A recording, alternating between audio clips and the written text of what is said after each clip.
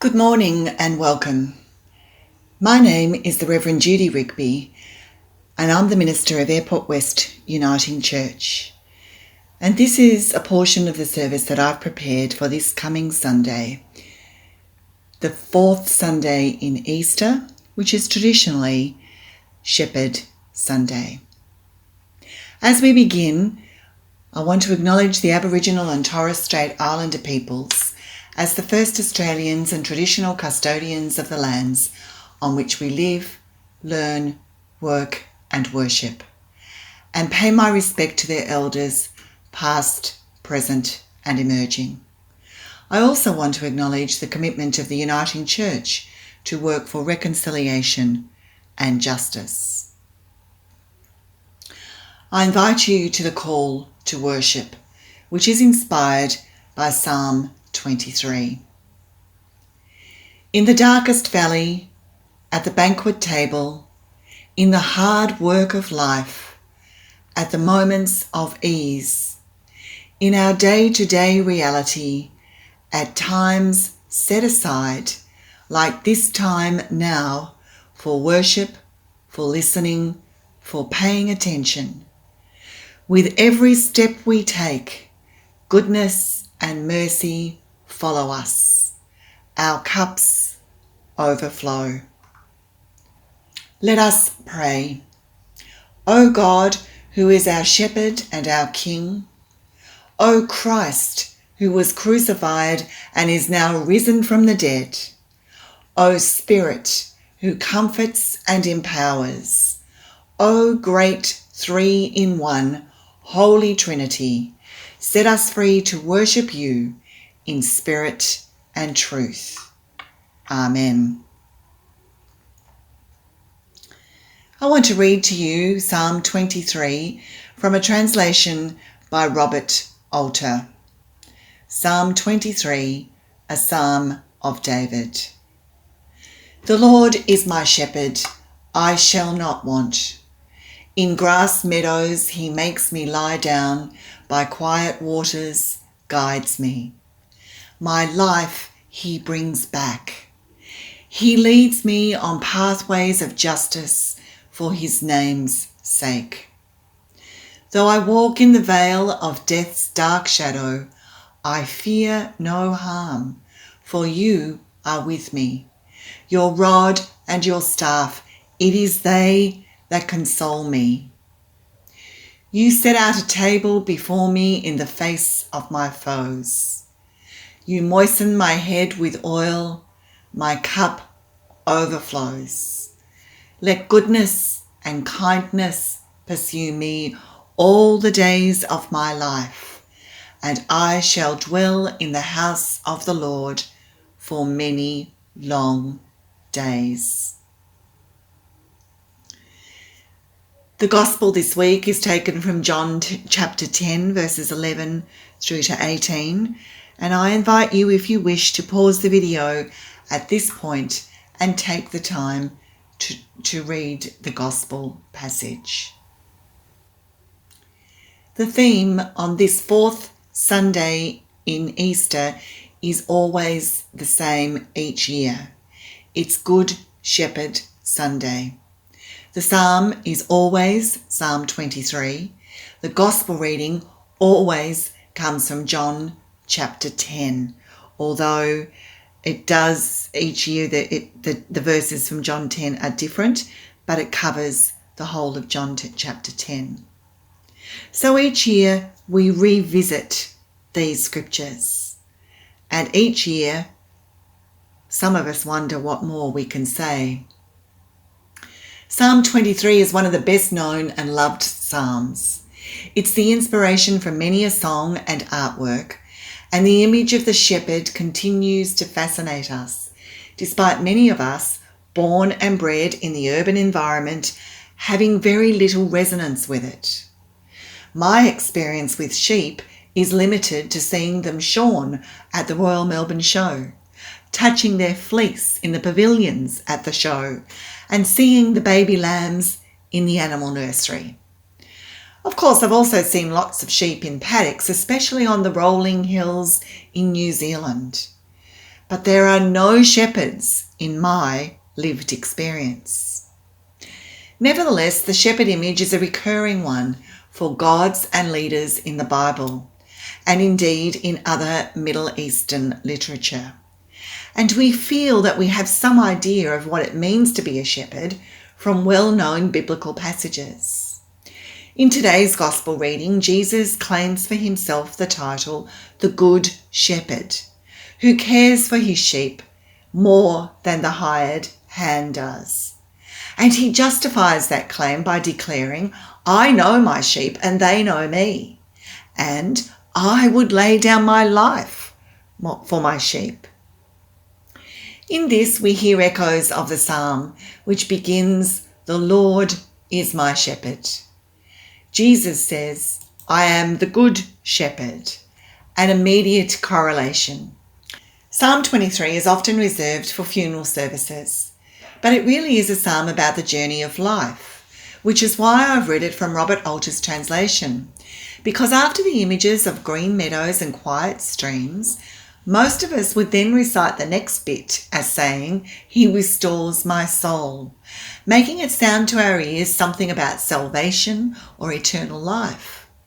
But Alter reflects the sense of the life force that's contained in the Hebrew word and renders the translation, my life he brings back. I don't know about you, but that changes the sense of it for me. The psalmist is not talking about the state of my soul, but about my life, here and now, the whole of my life. The Lord is my shepherd now. He gives me a sense of well-being in life, wherever life may take me. And life may take me into the vale of death's shadow, which conjures up images of darkness and threat. Images that we've all known at various dark times in our lives, which includes death, but also depression, illness, loss in all its many forms. And the journey of life also takes us into good places, pictured by the psalmist in the images of the laden table, well-oiled hair, and the overflowing the cup. All signs in the psalmist's experience of a good and abundant life. So if we read Psalm 23 as being about what the journey of life with God looks like, we see from the psalm that it involves seasons in which we journey through green pastures and beside still waters where our thirst is quenched. When we're in these places, we need to pause and notice them and give thanks for all that is wonderful, nourishing and good. And from our experience, we know that often these places are full of the things that money can't buy. At the same time, when the journey of life with God takes us into darker places, when we are confronted by the shadow of our own mortality, our vulnerability, our weaknesses, or when we're stalked by an external threat, faith and journeying with God enables us to know that God is with us there in this dark place, as well as the abundant places. The psalmist expresses his profound trust in God. He begins by talking about God in the third person. The Lord is my shepherd. And midway, he switches to the first person. You are with me. Scholars tell us that in the Hebrew there are 26 words before and 26 words after this phrase, you are with me. So structurally, this statement is the central point and indeed the point of the psalm. In it all, through it all, even in the dark places, you, O God, are with me. And then we get to verse 6, which begins, surely goodness and mercy shall follow me all the days of my life, which is probably my favourite image in the whole Bible.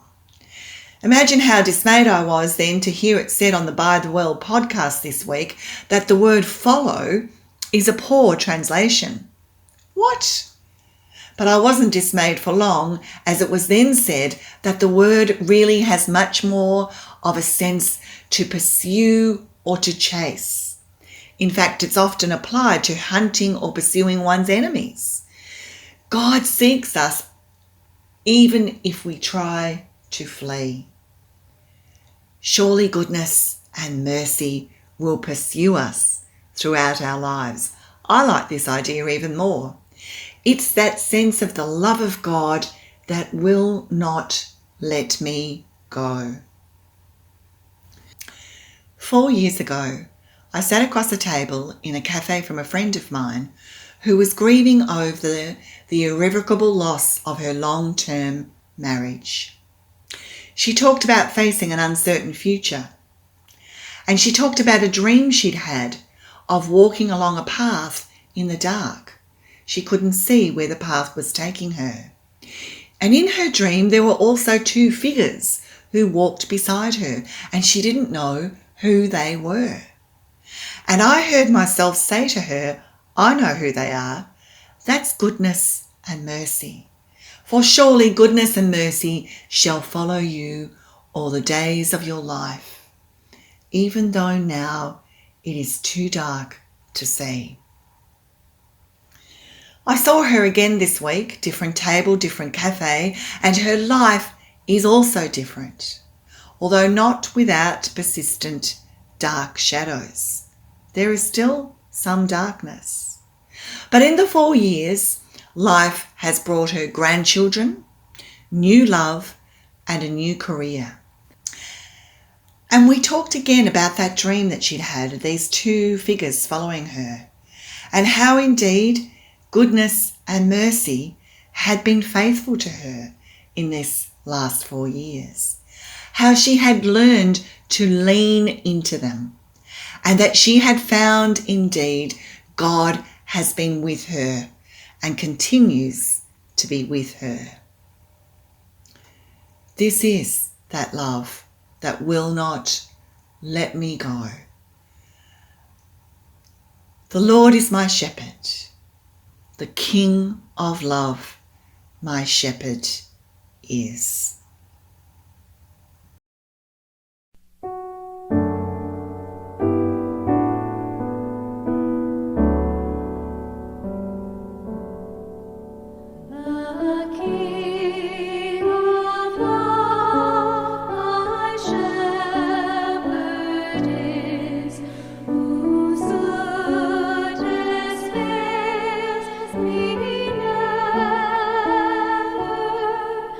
I